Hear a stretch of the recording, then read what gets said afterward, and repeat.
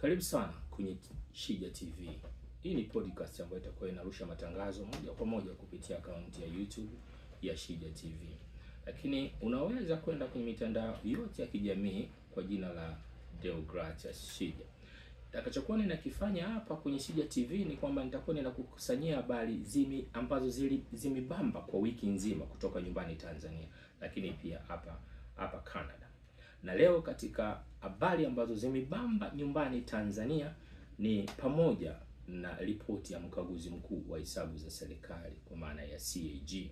Ripoti ya mkaguzi mkuu wa hesabu za serikali inasema kwamba shirika la reli Tanzania ni moja la shirika ambalo limekula hasara kubwa au linapata hasara kubwa sana kwa ripoti ya mkaguzi mkuu wa hesabu za serikali nchini Tanzania.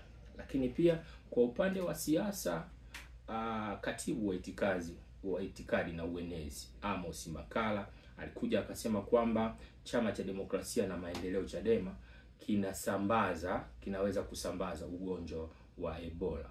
Lakini mchambuzi wa masuala ya siasa, lakini pia ni kada wa Chama cha Demokrasia na Maendeleo Chadema, Yeriko Nyerere akaja akajibu akasema kwamba hiyo ndio siasa, na alichokifanya Amos Makalla ni siasa. Chama cha Mapinduzi kwa miaka ya nyuma, kipindi cha hayati Magufuli, ni kwamba kilikuwa kinatumia taasisi mbalimbali katika kudhibiti wapinzani, kwa mujibu wa Yeriko Nyerere. Kwa hiyo alichokizungumza Amos Makalla, Yeriko Nyerere anasema kwamba hiyo ndio kazi ya siasa na Chama cha Mapinduzi, hivyo ndio wanavyotakiwa kufanya.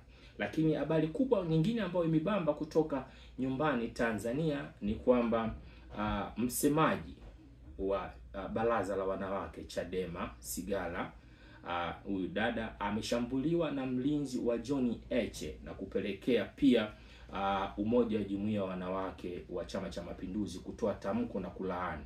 Lakini kada maarufu wa Chama cha Mapinduzi na mfanyabiashara nchini Iringa Asasi amechangia shilingi milioni 1 katika matibabu ya kada wa Chadema.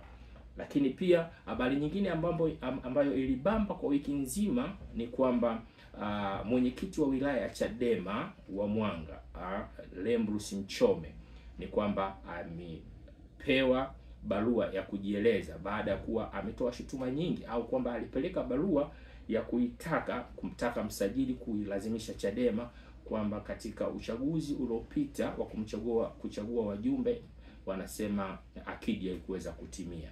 Hiyo ni moja ya taarifa ambayo imebamba kwa wiki nzima, ni kwamba Lembrus Mchome ameweza kupewa barua na Chama cha Demokrasia na Maendeleo mkoa wa Kilimanjaro kwenda kujieleza nafikiri. Lakini habari nyingine kwa upande wa sports kwa maana ya michezo, Taifa Stars tumekwenda kupoteza ugenini nchini Morocco, tumepigwa 2 kavu. Lakini Simba Sport Club jana imewasili nchini Misri kwenda kutuwakilisha katika mashindano ya shirikisho barani Afrika kwa maana ya CAF. Jina langu ni Deogratias Shija, mpaka wiki ijayo nikutakie siku njema, bye bye.